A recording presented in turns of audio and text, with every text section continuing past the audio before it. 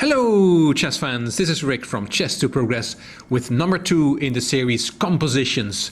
I made a video on compositions a while ago and I got positive reactions from viewers, so you seemed to like it, so I'm doing another one. I found another 3 nice positions, not too complicated, not too many pieces on the board. I hope you like them. This is the first one. Composed by Vitaly Halberstadt, born in March 1903 in Odessa in Ukraine and passed away in October 1967 in Paris in France. This position was published in 1967, so it was probably one of the last compositions from Vitaly Halberstadt before he passed away. This is white to play and draw. Let's have a look. Drawing doesn't look too easy because, yes, of course, white is 2 pieces up, bishop and knight, but that pawn on h2 cannot be stopped. There's no way white can cover the h1 square, and once black promotes, the bishop and knight will have to fight against the queen. One more thing that you should see is that the king on b1 does not have many squares. If you want to look for yourself, then put the video on pause because I will give the solution now. The solution, the first move is knight f3. That's attacking the h2 pawn, so black has no option but to promote. Because if black loses the pawn, then bishop and knight versus a lone king is a win for white. So h1 queen, and then white plays knight d2 check. And now, of course, black should not go to a1, because then there is bishop f6 checkmate. A nice checkmate. King in the corner and all the squares are taken by the white pieces. So the king has to go to c1. But then there is knight e4 check. It's now the bishop who gives check to the king. And if you go to d1 with the king, then there is a knight fork, knight f2 check, king e2, and the queen is gone and white wins. So you have to go back to b1, but then we get the same position after knight d2 check. King again has to go to c1 and knight e4 check. Move repetition and the game is a draw. Quite a light composition, only 5 pieces on the board and a few nice points. Bishop and knight successfully fighting against the queen and gaining a draw. Vitaly Halberstadt, 1967. Let's look at the next one. Again, a light composition, not too many pieces on the board. This is a pawn endgame. I've not been able to find out who the composer is of this problem, but it's quite nice. It's again white to play and draw. And again, that doesn't look very easy because white is a pawn down, and how can he keep this position?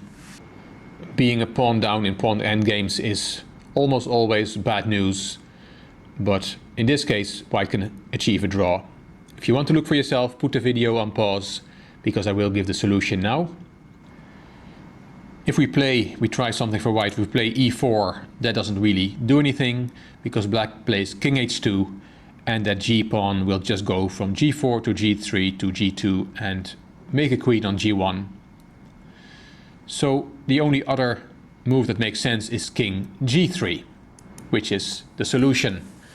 It's attacking the pawn on g4, so black is forced to play h5. But it looks very good for black, because what now? What can you do now with white? You can play e4. But what good does that do? Because black just plays king g1, and now a move like king f4 doesn't work, because black plays king f2, and again that g-pawn is unstoppable.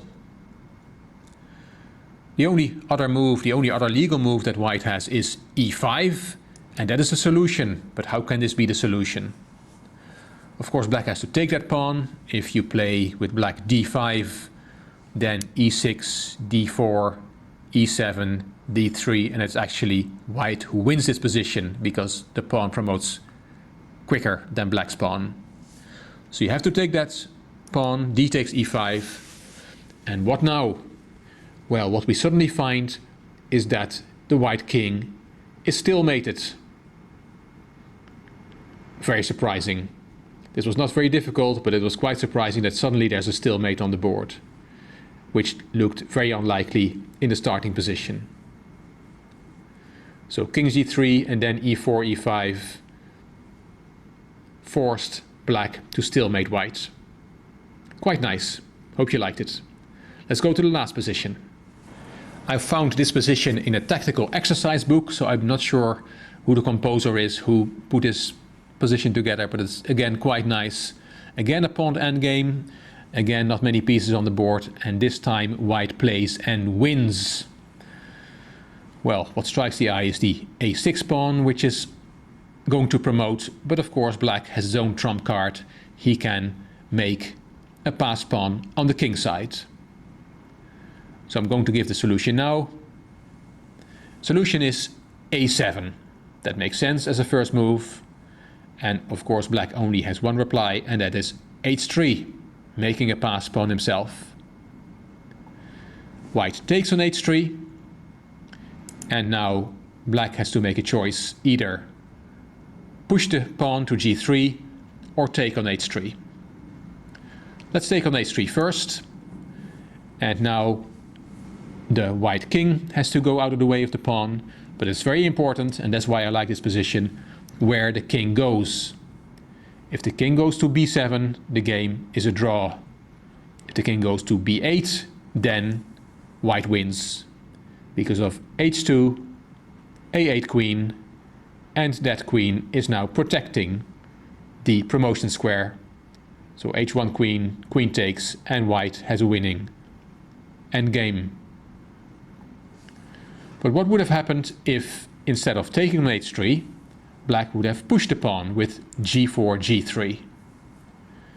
Then again, white has to get out of the way with his king, but now going to b8 is not the right option. That would be a draw. Now the king has to go to b7.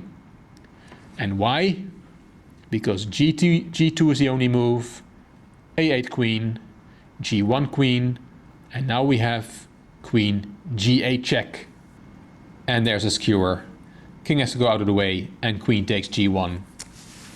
I like this problem because in one solution the king has to go to b8, and in the other variation the king has to go to b7. Quite nice.